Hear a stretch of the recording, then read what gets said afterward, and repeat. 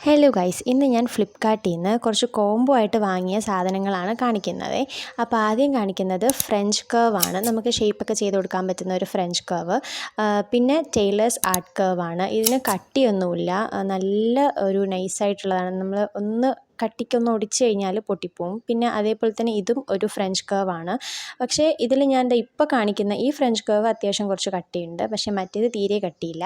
പിന്നെ ഒരു ട്രേസിങ് വീലാണ്. ഈ ട്രേസിങ് വീലിൻ്റെ യൂസ് അറിയാം എന്ന് ഞാൻ വിചാരിക്കുന്നു. അതായത് നമുക്കൊരു ക്ലോത്തിന് വീണ്ടും ഒരു പാറ്റേൺ ആവശ്യമാണെങ്കിൽ ട്രേസ് ചെയ്തെടുക്കാൻ വേണ്ടിയിട്ട് നമ്മൾ യൂസ് ചെയ്യുന്നതാണ് ട്രേസിങ് വീല്. പിന്നെ ഇത് വന്നിട്ട് നമ്മുടെ ഈ സൂചിക്കുള്ളിൽ നൂലൊക്കെ കയറ്റില്ലേ, ആ ഒരു സാധനമാണ്. ഇതിൻ്റെ രണ്ട് ടൈപ്പിൽ നമുക്ക് യൂസ് ചെയ്യാം. ഇങ്ങനെ അവിടെ നിന്ന് പ്രസ് ചെയ്ത് കഴിഞ്ഞാൽ ഇതുപോലെ ഇപ്പുറത്തോട്ടും ഒരെണ്ണം വരും. പിന്നെ നമ്മൾ ഇതുപോലെ ഒരു സാധനം അകത്തു നിന്ന് വലിച്ചെടുക്കുമ്പം അവിടെയും ഒരെണ്ണം വരും. ഇങ്ങനെ രണ്ട് യൂസാണ് ഇതിലുള്ളത്. ഇതിനും അത്ര വലിയ ക്വാളിറ്റി ഇല്ല, പക്ഷേ എങ്കിലും നമുക്ക് യൂസ് ചെയ്യാൻ പറ്റും. പിന്നെ നമ്മുടെ ത്രെഡ് സ്നിപ്സ് ആണ്. പിന്നെ ഒരു സെറ്റ്, അതായത് ഒരു പാക്കറ്റിലുള്ള ഇതുപോലത്തെ ഹൂക്സ് കിട്ടിയിട്ടുണ്ട്.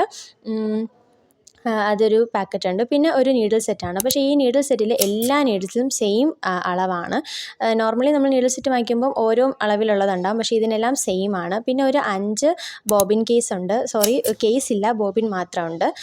ഇത് നമുക്ക് 5 എണ്ണമല്ല, ടോട്ടൽ 10 എണ്ണം ഉണ്ടായിരുന്നു. അതായത് നമ്മൾ നോർമൽ മെഷീനിലിടുന്നതും അംബ്രല്ല മെഷീനിലിടുന്നതും. പിന്നെ ഇതുപോലെ ഒരു ട്വിസ്റ്റർ പോലത്തെ സാധനം ഉണ്ടായിരുന്നു.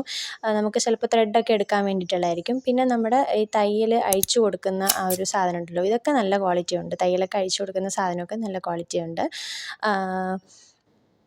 പിന്നെ ഉണ്ടായിരുന്നത് ഒരു ടേപ്പാണ്. ടേപ്പും അത്യാവശ്യം കുഴപ്പമില്ലാത്ത ക്വാളിറ്റിയൊക്കെ ഉണ്ട്. നമുക്ക് വീട്ടിലത്തേക്ക് യൂസ് ചെയ്യാനൊക്കെ ആണെങ്കിൽ ഈ ഒരു ക്വാളിറ്റിയൊക്കെ മതിയാവും.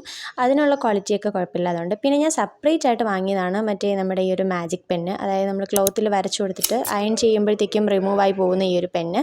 ഇത് ഞാൻ ഒരു 4 കളേഴ്സ്, അതായത് വൈറ്റും റെഡും ബ്ലാക്കും ബ്ലൂവും ഒരുമിച്ച് വരുന്ന ആ ഒരു കോംബോയിൽ എടുത്തതാണ്. അപ്പോൾ ഇതിൻ്റെയൊക്കെ ലിങ്ക് ഞാൻ ഡിസ്ക്രിപ്ഷനിൽ കൊടുത്തിരിക്കാം.